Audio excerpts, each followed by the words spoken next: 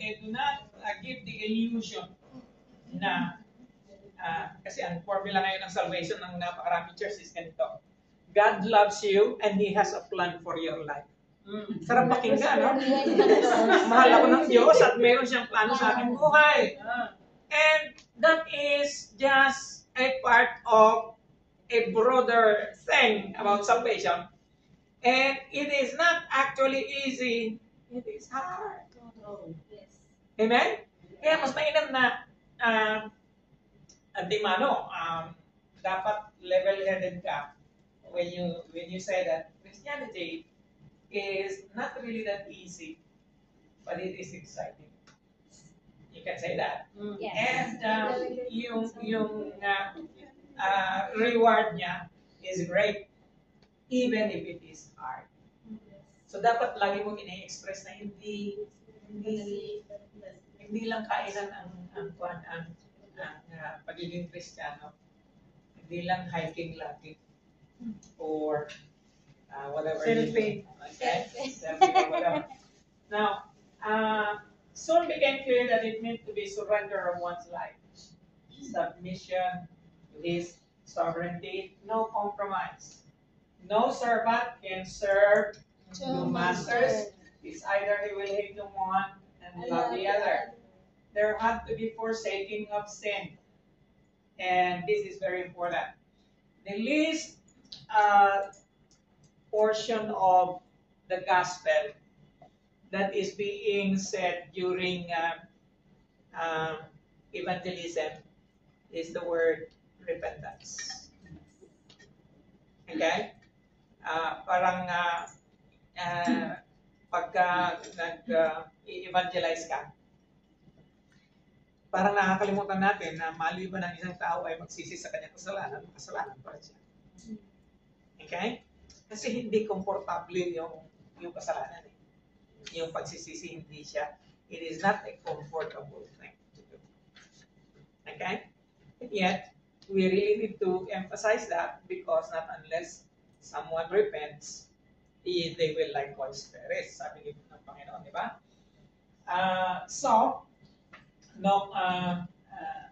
There had to be a forsaking of sin, old thought patterns, habits, pleasures of the world, had to be conformed to the kingdom of God.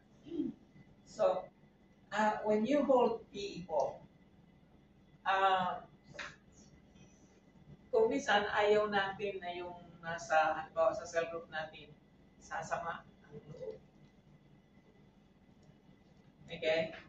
The thing is, we need to express divine standards, biblical standards of righteousness. Okay? Pagka may nakikita kang hindi, pupunahin mo talaga. And alam nyo, hindi ko iginagarantiyan na pagka leader ka ng isang cell group, you are going to be very popular. In fact, kung you are standing for righteousness talaga, maraming tao magagalit sa iyo. True. Okay? Sabihin niya sa'yo, minsan may lumalapit sa akin ng mga members, Pastor, lipat na ako ng cell group. Sabi niya, bakit? Napaka wala nga, ako kahinga. Okay. My face. Okay. So, well, wala kang choice. You really have to set the agenda for righteousness. Now, of course, laging may grace, di ba? Alam mo, yung law, lagi siyang may temper ng grace. Kasi otherwise, kung very, very ka sa law, mahirap tanggapin ng tao eh. Di ba? Nasa panahon tayo ng biyaya ng Diyos. So, ipairal din natin yung biyaya ng Panginoon until such time na makita natin yung change sa buhay. And so, perfection of love was now the standard of conduct. Can somebody read Matthew 5:48? At simula tayo sa Matthew chapter 5. Kasi that is the Sermon on the Mount. Matthew chapter 5 is the Sermon on the Mount, but verse 48 is what? We start with, doon sa likod, sige,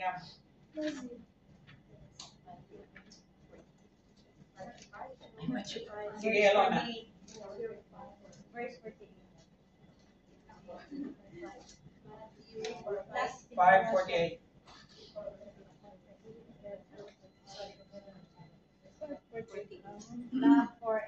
Matthew 5, verse 48. Be perfect, therefore, as your heavenly Father is perfect. Okay. Be perfect, because your heavenly Father is perfect. Now, another translation, be holy, for the Lord your God is holy. Okay?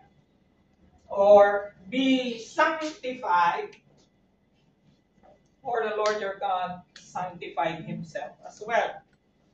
So yung word na sanctified is to be separated. Inihiwalay para bilang kagamitan ng Panginoon. More of that later.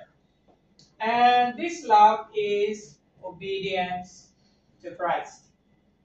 John 14:21. Lady Shell Olmen na ba yan? John 14, verse 21. Whoever has my commands and keeps them is the one who loves me. The one who loves me will be loved by my Father, and I too will love them and show myself to them. Okay. So, the one who loves my... Ano yun sabi niya? Pakiulit. Whoever has my commands and keeps them is the one who loves me. So, if you obey the command, you love him. Okay? Now, and this love is obedience to Christ, expressed in devotion to those whom He died to save. Matthew 25:31-36.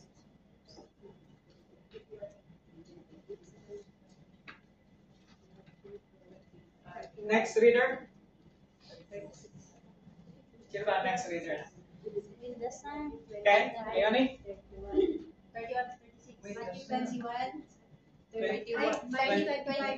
31. When the Son of Man comes in his glory and all the angels with him, he will sit on his glorious throne. Matthew 32. All the nations will be gathered before him, and he will separate the people one from another as a shepherd separates as the sheep from the goats. 33. He will put the sheep on his right and the goats on his left.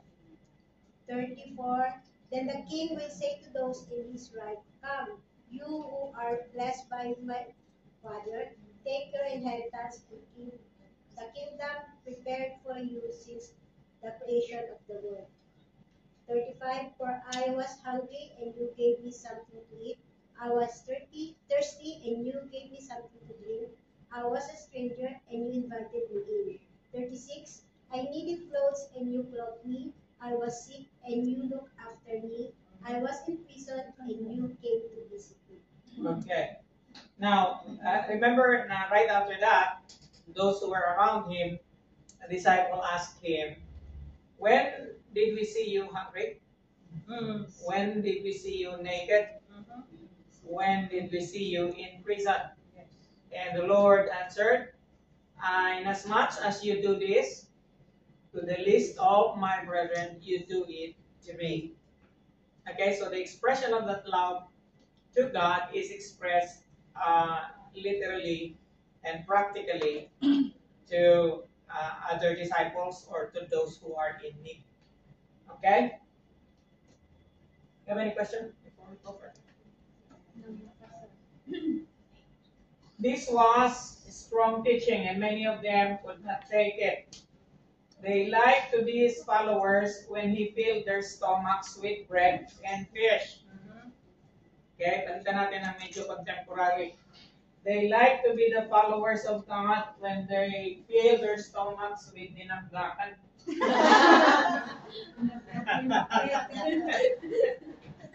And whatever they are eating during the time. But when Jesus started talking about sacrifice, responsibility, necessary achieving true spiritual quality, okay, many of them went back and walked no more with them. Kaya kahit sa cell group setting, do not make food as a bait for people to stay. Okay? Huwag mo sanayin lagi na kada meeting natin nagkain tayo.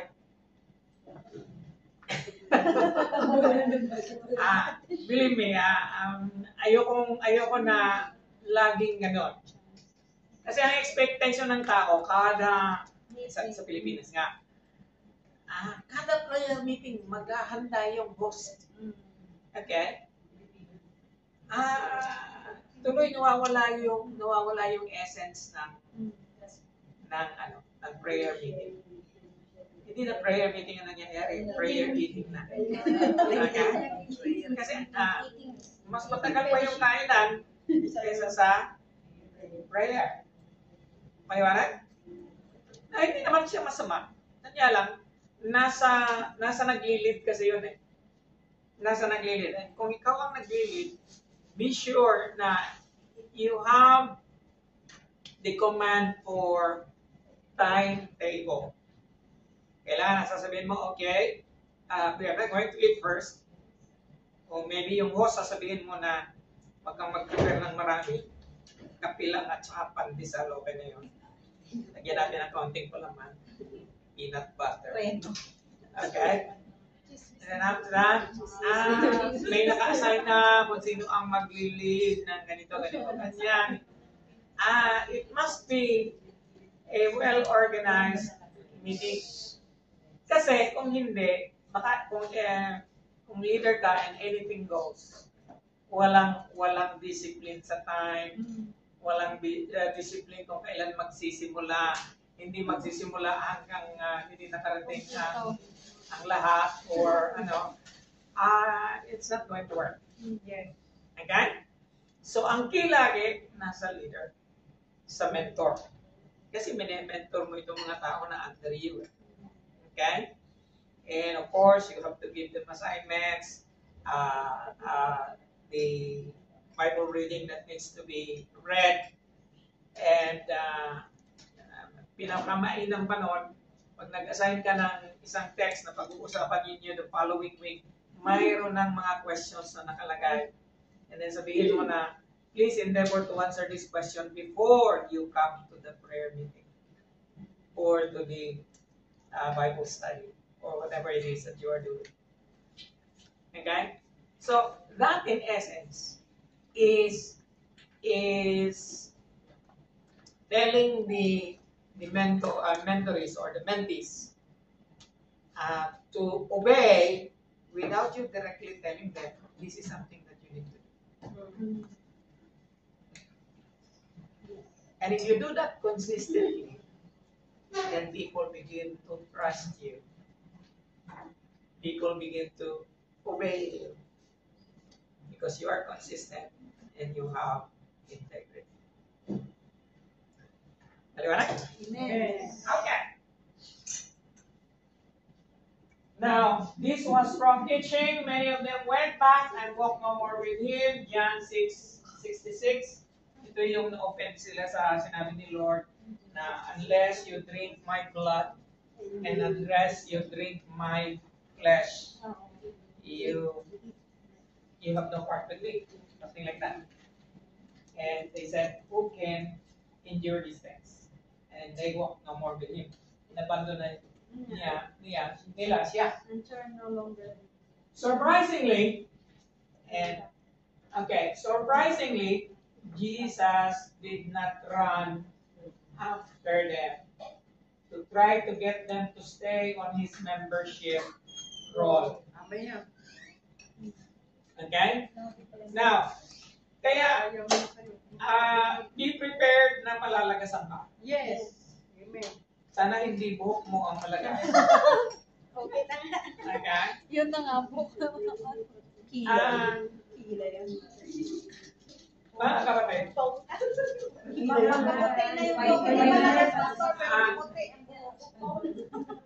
ang laging nalalagisan ng buhok dyan ay yung laging gustong marami. Hindi naman niya ma-handle. Tapos yung maraming yun, marami ba ang aalis? Lalo na kasi yung frustration ba? Di ba? Pero kung isa o dalawa lang talaga ang pinagtsatsagaan mong i-mentor, okay? Then, makikita mo yung bunga, mayroong incentive. Di ba? Nakakataba ng puso, nakaka-encourage, nakaka-inspire. Lalo na kung tubig, no? Nakikita mo yung pagbabago. Nakikita mo yung growth. And then yung dalawang yun is now ready to become mentors as well. So dapat i-release mo rin sila. Kaya dapat, yung sa group leader, hindi nag-iisip na forever mo kayong mga anak. Okay? Malalaki na sila. Kaya, lagi kong sinasabi sa mga cell group leader, ayoko na kayo ay nagpapatawag ng nanay.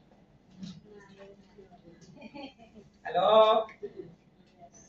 Hindi mo ka napakinggan eh. Nanay. Okay? Kaya ka lang naman yan ni nanay. Palagi mo siyang pinasususo.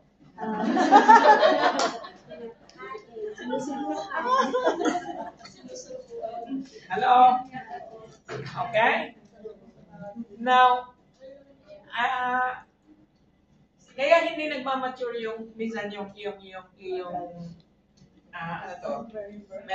mentees or mentees. It's because wala kang timetable to release. Dapat meron kang objective na pagdating ng panahon, sila naman ang gagawa. Kaya ang objective mo talaga is mag-mature. Mag-mature sa word, mag-mature sa prayer life. Kahit yung dalawang yun lang, na nag-mature sila. Kasi pag nag-mature sa Panginoon, nagkakaroon ng self-motivation to read, to learn, yun dapat ang pinocultivate mo sa isang mana ng palpaga. Okay? Hindi yung kansa na, hindi ka na, kain na. May adobo. Kapahay lang ba? May adobo. Okay? Now, another thing is, calling somebody, kahit na tayo ay Pilipino, pastor, kultura natin yan eh. Kaya nga dyan tayo nasisira sa kultura eh. Diba? Okay. Let us be professionals. Okay? Hindi po professional yung papatawag ka ng nanay. Feels good. But, does it help? Really? Okay? Kung pwede nga lang, wala na rin ate-ate eh. Ano na lang pastor? First name. Yan naman mga kanok. First name. Kahit pastor nga nila, first name ang tawag. Luz.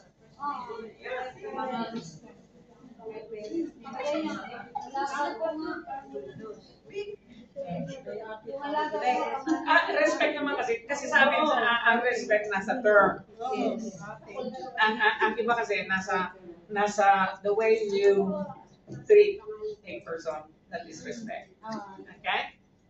Anyway, yung nanay na lang. Alisin natin yung nanay. Bayad na ako sa ate. Yes. Ante. Ate. Aw, ate. Lola. Leader, yes. But then again, dapat ini-instill ng leadership that they have to grow. Okay? Paano mo malalaman na isang tao nag-grow na o nag-mature sa pananampalataya? Yung nagpupuso na siya pastor. Okay. Paano magpupusa yan kung lagi niya every week tinatawagan mo, mag-Diyos ka ba ngayon o hindi? Palagi nakaisip sa kanya.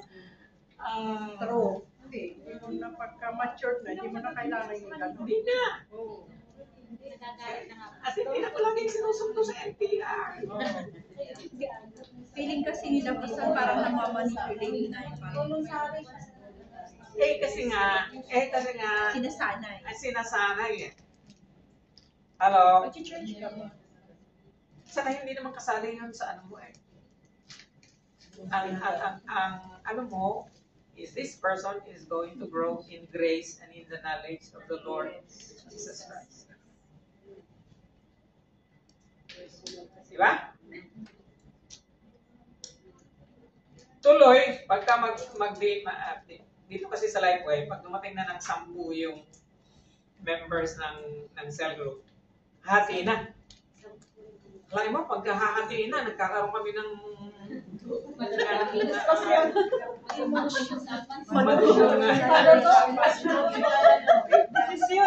So, I will say na pagka ganon ang attitude ng marami na ayaw silang mahati, the cell group has failed.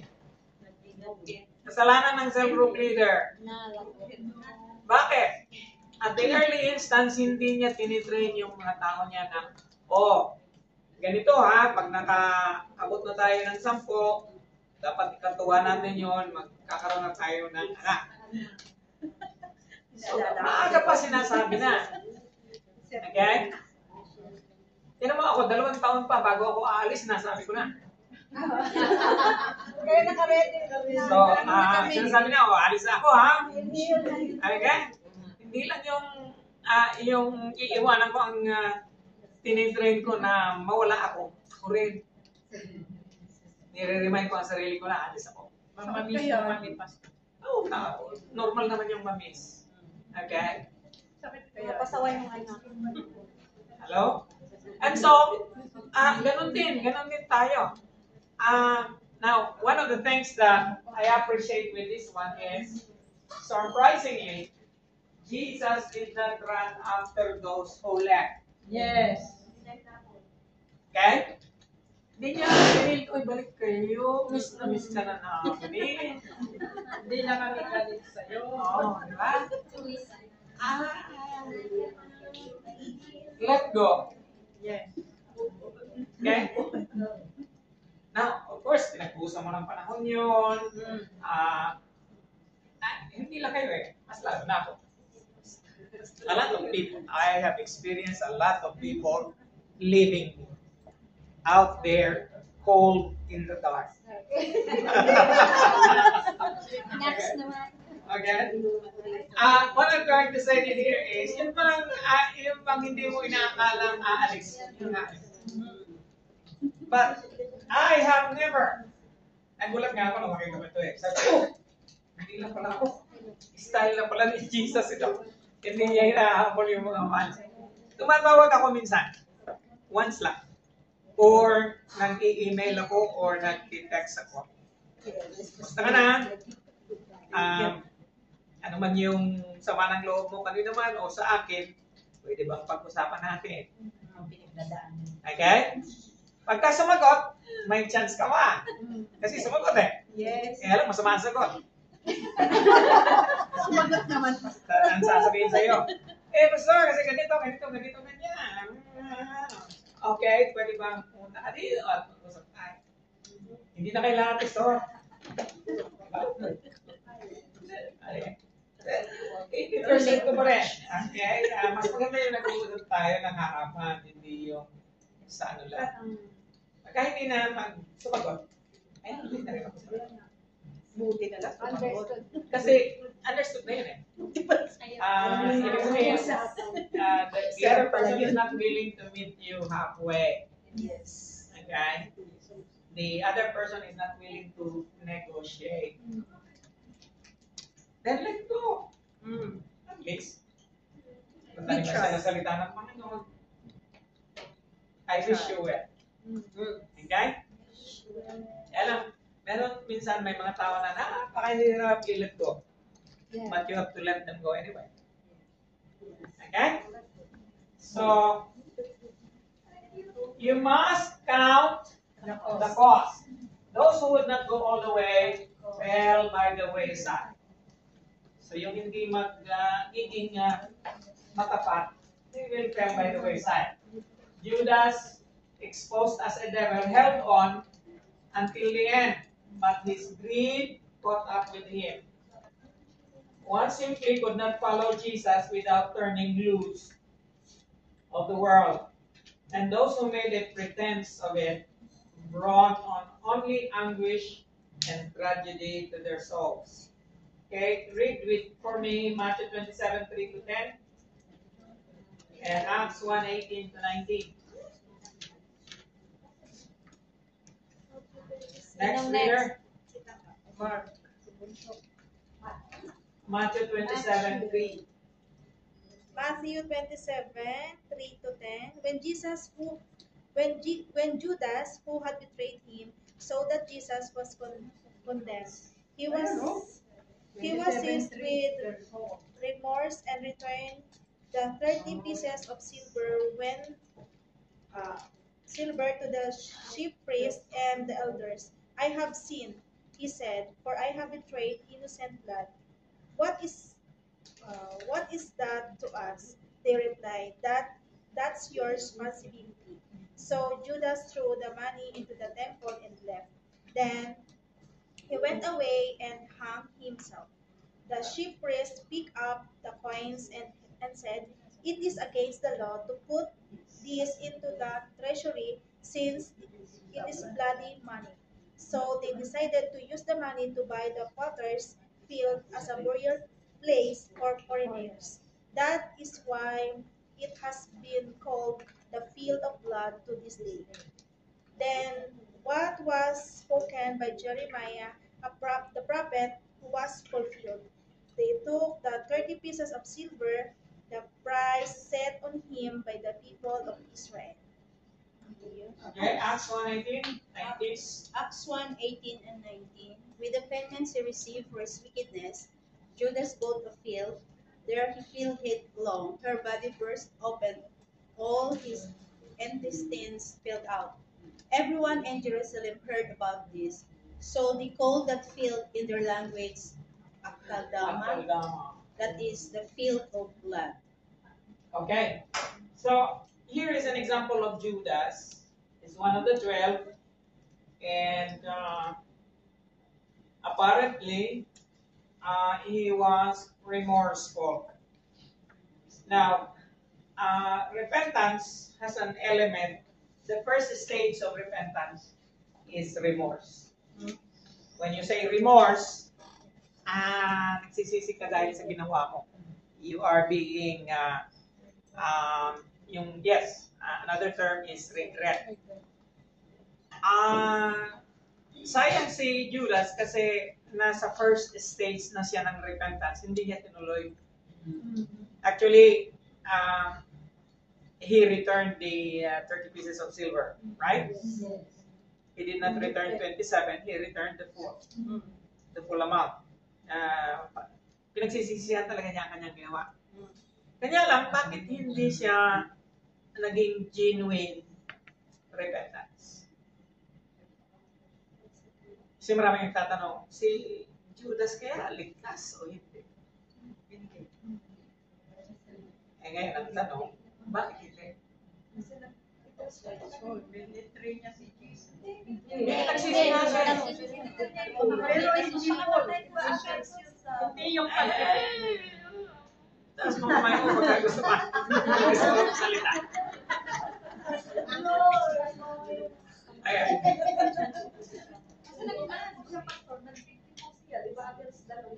Ayan. Nag-50 siya, so against the law, mortal sin na yun, sabi ng Catholic Church.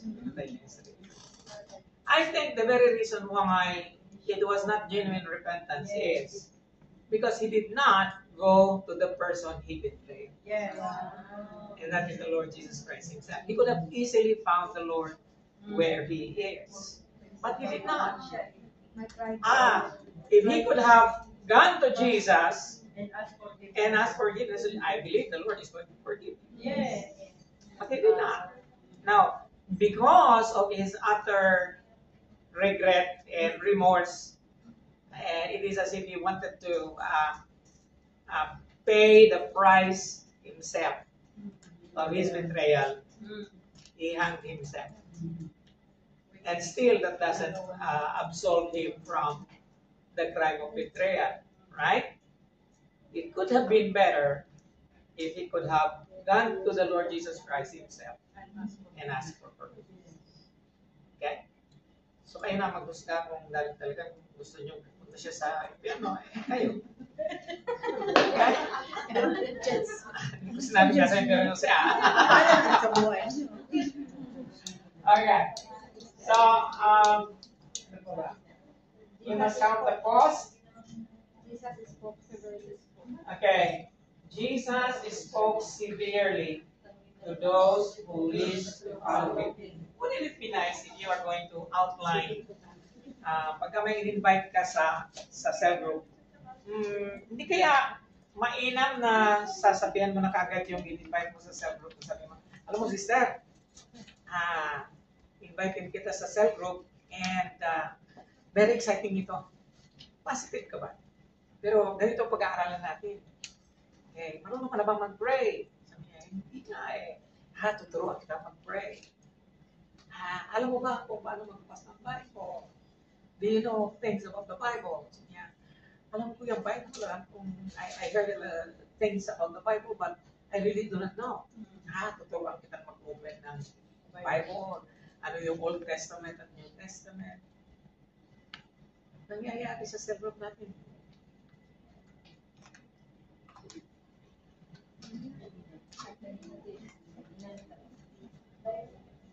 Exactly. And that is the reason why hanggang ngayon, pagka pinag-pray mo dyan sa harap, nagtatanda utal-utal pa rin. Hindi ko ang tagal na sa church. Okay? Pastor, kasi ayaw patuloy. Ay, paalisin mo.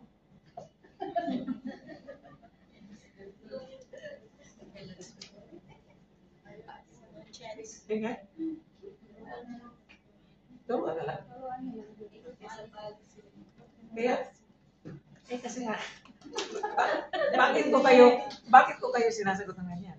Kasi nga yung effort na magturo eh. Yes. Diba? You really have to persuade people to learn. Because if they do not learn how to pray, how are they going to communicate with God? If they are not going to learn how to read the Word, how are they going to have devotions? How are they going to go in grace and in knowledge? They cannot. Lalo na kung alam niya na ikaw rin, hindi ka nagdi-devotion. Patay kang baba.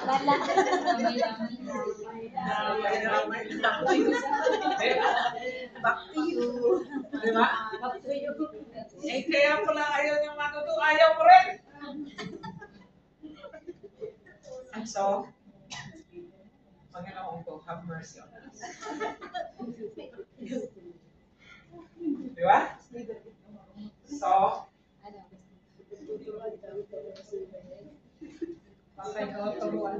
hence it was that a would-be disciple was made to count. So, in Luke chapter 14, this is the passage that says, na if you're going to make a house, are you not going to sit down muna and then, list the things that you need to buy, how much you are going to pay for the labor. Otherwise, if you're not going to do that, you are not able to finish. And your neighbor will tell you, oh, bakit hindi ka nakatapos? Okay? Sasabihin niya sa Bisaya, patuga-tuga. Hindi mao. Okay, sa Tagalog, kunyari lang magpapatayo ka ng bahay, hindi mo naman natapos. Haligi lang. Hindi mo marami kita sa Pilipinas. Kung minsan, yung first floor lang nakalagay, tapos naglalabasan yung mga bakal sa taas, kasi hindi na maipagpatuloy yung second floor. Right? Tapos instead na bintana, kumot. Kumot ko tingin. Or what? Ito yung verse para sa kanila. Kanya lang, ang background ng verse nito, Luke 14:28, is discipleship. If you want to follow me, you need to count the cost. Okay? Now, of course, hindi mo sasabihin yan sa mga bagong newcomer na i-invite mo sa, are you willing to count the cost? back up. Ay. Kasi ano yung pera yun eh. Lagyan mo naman ng kaunting ano. Excited ako na dito sa cell group namin. We are going to learn a lot of things. You will never be the same. Okay. Ganun na yun. So, lagyan mo ng grace konti. Di ba? Are you learning something? Yes. True. Not to do so was tantamount to inviting ridicule later from the world. The same would be true of a king in war who did not consider the cost of victory before hostilities began. Di ba? Sabi ni Lord na, especially if you are going to meet an army of 10,000 or 20,000 and you only have 10, do you think you are able to meet that war? No. So you better retreat. You better ask for a ceasefire. Okay? Tignan nyo nga naman ang Israel, ano? Pag kinumpara mo siya sa Iran, ang geographical size niya is just 1/10. Yes, Napakaliit ng Israel. Pero palaban. Pero may ikakapog ka sila. They counted the cost. Mas marami yung kanilang F-35 na mga mas makabago yung kanilang mga arms. And they have the firepower. And they have the intelligence. Okay? Can you imagine? Pinalo nila ang Iran for 12 days. Yes. Kasi tumulong ng US. Yeah. But that is part of the strategy. Alam nila na meron silang alay. Yes. Okay? Now, huwag na natin pag-usapan yan. Now, to sum it up bluntly, Jesus said, "Whosoever be of you that renounceth not." Remember, this was written in 1963. Wala pang NIV noon. Kaya patawaran niya si author nito. Kaya laging may PH eh. Ano pa lang na, PH, trying hard. Okay. Okay. Therefore, whoever he be of you that renounceth not all that he had, he cannot be my disciple. Okay? At least, kung hindi ka nagbabasa ng King James Version, that's it. Okay? So, hanggang hindi, now, ito yung wala sa expectation ng mga bagong believers ngayon. Let's be honest. Yes. Ang kanila, basta makarating sa church at makalundag at makakanta at makarinig ng salita. okay? And they all thought that is everything. But that is not. The gathering every Sunday is just for recharging. Okay? It doesn't even pass off for knowing. Okay? Kasi dapat every Sunday ang preaching ng word is something that could uplift, encourage, and dose, para bang a dose of medicine for a disciple to be able to live a victorious life for the next few days, and then another dose again the following Sunday. But the growth of a believer is always yung kanyang sariling pag-aaral, at mainam yon kung mayroon siyang katulong sa kanyang quest sa pagkilala deeper kung sino ang Panginoon Jesus sa kanyang buhay. Hello? Kailang pansin natin, dapat mangyari lahat sa Sunday. Okay? And ang trabaho niya, ang trabaho niya ni Pastor.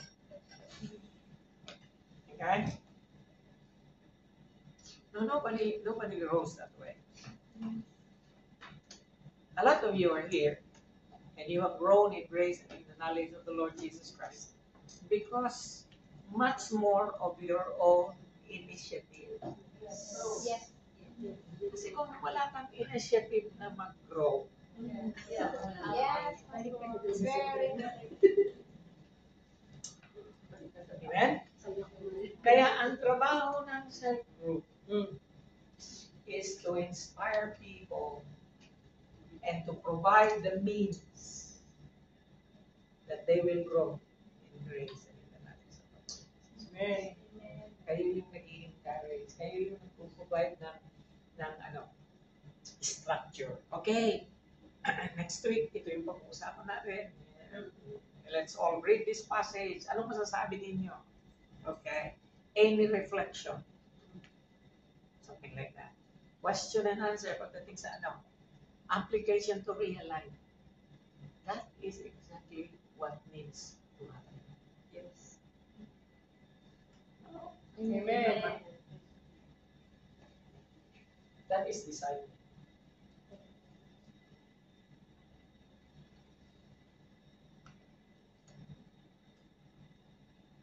Let's have break.